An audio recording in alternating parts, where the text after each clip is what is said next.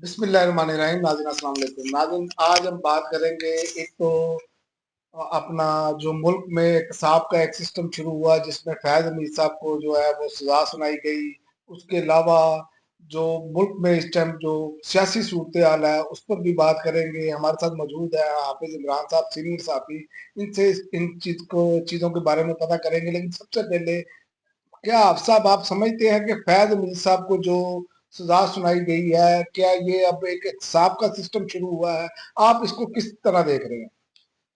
देखिए, ये बड़ी बदकिस्मती रही है कि पाकिस्तान बनने से अब तक जो अदारे हैं, उनमें कोई एहतसाब का जो मामला है, जो एहतसाब का अमल है, वो उस तरीके से शुरू नहीं हो सका था। मतलब ये मैं एक अदारे की बात नहीं करूँगा, हर अदारे में जो कुछ एहतसाब का निज़ाम है, वो हर दफ़ा कंप्रोमाइज़ रहा है। और माज़ी में हमने देखा कि इसकी वजह से मुल्की जो मामलात हैं, जो मुल्की सालमियत के ऊपर भी बड़े सवाल उठते रहे और दूसरी बात जो शख्सियात के ऊपर जो इल्ज़ामात लगते रहे। एक वक़्त में एक शख्स के ऊपर इल्ज़ामात लगते थे, उसके बाद हमने देखा कि वो मुल्क के वज़ीर-ए-आज़म भी बने, उसके बाद वो वज़रा में भी शामिल रहे। तो फिर जब ये लोग आए दोबारा इक़्तिदार में तो उन्होंने अपने मुताबिक इस्लाहात की और इस्लाहात नहीं की, इस्लाहात नहीं कहूँगा, उसमें अपने मुताबिक तरमीम की। तो जिससे अब नैब पे मैं मिसाल दे देता हूँ और दूसरे एक मुशर्रफ साहब के दौर में भी शुरू हुआ, उससे पीछे भी एक ज़िया के दौर में और उसके अलावा भी दीगर मामला। तो इस वक़्त जो सूरत-ए-हाल आपने पूछी है, वो इस चीज़ की तरफ इशारा कर रही है कि अब एक स्मूथ पटरी के ऊपर निज़ाम चलेगा।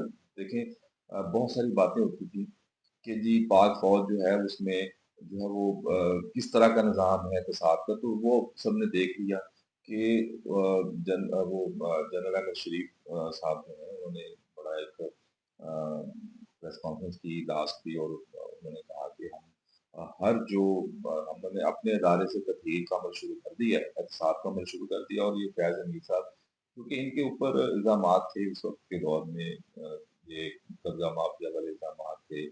दूसरा सियासत में मुदाखलत दूसरा एक और जो बहुत संगीन इल्ज़ाम था, वो ये था कि प्रॉपर्टी जो सोसाइटी थी एक, वहाँ के ऊपर उनके ऊपर इल्ज़ामात थे कि इन्होंने अपने इख्तियारात से तजावुज़ करते हुए वहाँ पे कब्ज़े किए। तो सियासी मुदाखलत भी एक अमल था और अब जो देखें फैक्ट्स के बाद ही आतिफ साहब सज़ाएँ उन्होंने दी हैं और ये उसके ज़ुमरे में आए हैं और मेरे ख़्याल से ये एक अच्छा इक़दाम है।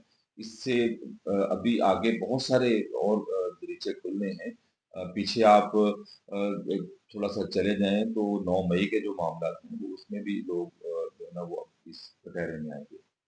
अच्छा, चलो ये तो बात आपकी समझ आ गई कि आप समझ रहे हैं कि ये एहतसाब का सिलसिला ये ब्यूरोक्रेसी में भी अब आएगा, बाकी जगहों पे भी आएगा। लेकिन यहाँ पर तो पाकिस्तान में जो अन्नी मची है 5300 अरब की, तो ये मेरी कोई ज़ाती बात नहीं है, ये मतलब कि आईएमएफ की रिपोर्ट है।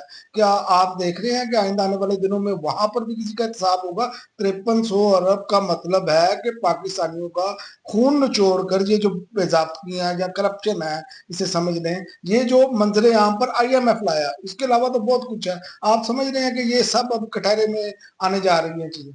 एक बात आप भूल गए आतिफ़ साहब अभी मैं लास्ट एक अखबार में मैं बड़ी मज़ेदार तस्वीर देख रहा था कि अभी हमारे यहाँ के नैब का जो इदारा है तो वो मोहतरम हमारे वज़ीर-ए-आज़म मियाँ शहबाज शरीफ साहब को इंसदाद बदعنوانی के हवाले से एक्सीलेंस अवार्ड वो दे रहे थे।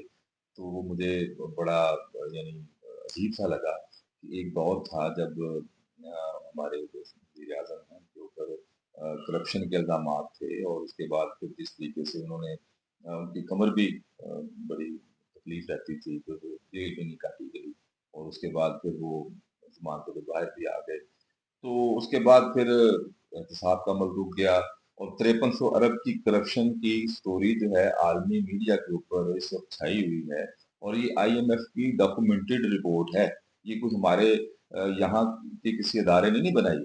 तो उसके बाद ढिठाई से एक हमारे मौसूफ जो हैं वो उनको शील्ड एज़ाज़ दे रहे हैं कि जनाब वाह, वाह! क्या आपने करप्शन के ऊपर बंद बांधे हैं, यानी जो जिनके ऊपर करप्शन के इल्जाम आते हैं, ये मैं नहीं कह रहा, ये उस वक्त की अदालतों ने बकायदा इनको जो है वो इन इल्जाम का ट्रायल भी हुआ, लेकिन ट्रायल हो किया उसके बाद फिर इनको अब एजाज दे दिया गया। तो मेरे ख्याल से तो सारे फिर अब दूध से धुल चुके हैं आदत नहीं साहब। आप साहब, मैं आपसे खिलाफ इसलिए करूंगा कि उनका तो एक्सीडेंट अवार्ड बनता है, क्योंकि उन पर जिस दिन फर्दे जुर्म लगनी थी उस दिन वजीर आजम बनाया गया।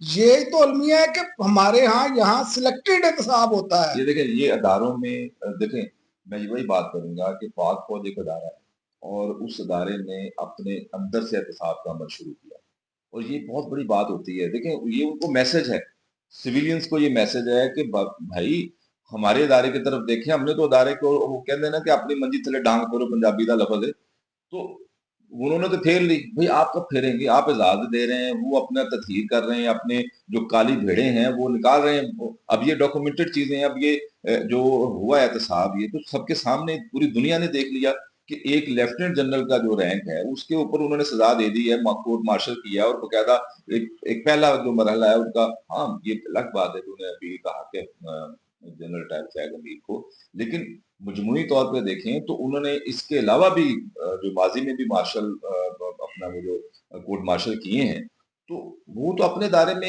एक इनका एहतसाब का एक इंटरनल बड़ा जबरदस्त प्रोसेस है। ये बात आपकी बिल्कुल ठीक है कि मंजी थले डांग फेरनी, जिन्होंने अपने दायरे में मंजी थले डांग फेरी है ना, वो इनके भी मंजी के थले डांग फेर सकते हैं और फेरेंगे इंशाल्लाह। आखिर में मैं आपसे सिर्फ एक छोटा सा सवाल है, उस पर फिर वाइंड अप करते हैं, तो वीडियो लंबी हो जाती है। जो पीटीआई इस टाइम जो महदूद हो गई है, इमरान खान की रिहाई से शुरू होकर अब मुलाकातों तक ये महदूद हो गए हैं, आप इसको किस नजर से देख रहे हैं, क्या करना चाहिए, इसका मुख्तसर मुझे बताएं। जो खामोशी होती है ना आतिफ साहब, वो बड़े तूफान का पेश खैमा होती है। स्ट्रेटजीज होती हैं पार्टीज में, और ये जो लोग कह रहे हैं ना कि इस वक्त बोल क्यों नहीं रहे, आ क्यों नहीं रहे, देखें मैं सुहेल अफरीदी हालांकि यंग है, लेकिन मैं समझता हूँ कि बतौर वजीर आला बनने के बाद वो उन्होंने अपना हर जो पत्ता है बड़े तरीके से और बड़े सलीके से शुरू किया। उन्होंने कोई जल्दबाजी, कोई किसी किस्म की बर्फ रफ्तारी नहीं दिखाई, कोई दूर अंदेशी का उन्होंने मुजाहरा किया है, और बड़े ही अच्छे तरीके से वो सिस्टम के साथ अपना लेके चल रहे हैं, और अपना काज को भी उठा रहे हैं, और एक कानूनी तरीके से भी जंग लड़ रहे हैं और जज्बाती तरीके से भी जंग लड़ रहे हैं। तो मेरे ख्याल से कि खान साहब की रिहाई का जो मामला है वो जज्बाती से कम, ये इसको देखना पड़ेगा बेहतर तरीके से, अक्लमंदी से और दूर अंदेशी से। दारों से टकराव के बगैर कानूनी तरीके से जंग लड़ी जाए तो वो ज्यादा बेहतर है, ना कि देखें, अगर कानूनी जंग से हम जज्बातियत की तरफ आएंगे तो वो उधर से जत्था लेके निकलेंगे, यहाँ पे लॉ एंड ऑर्डर का मसला पैदा होगा। तो मेरे ख्याल से फार्मो तफहीम से जो मामला बेहतर होते हैं वो ज्यादा बेहतर है।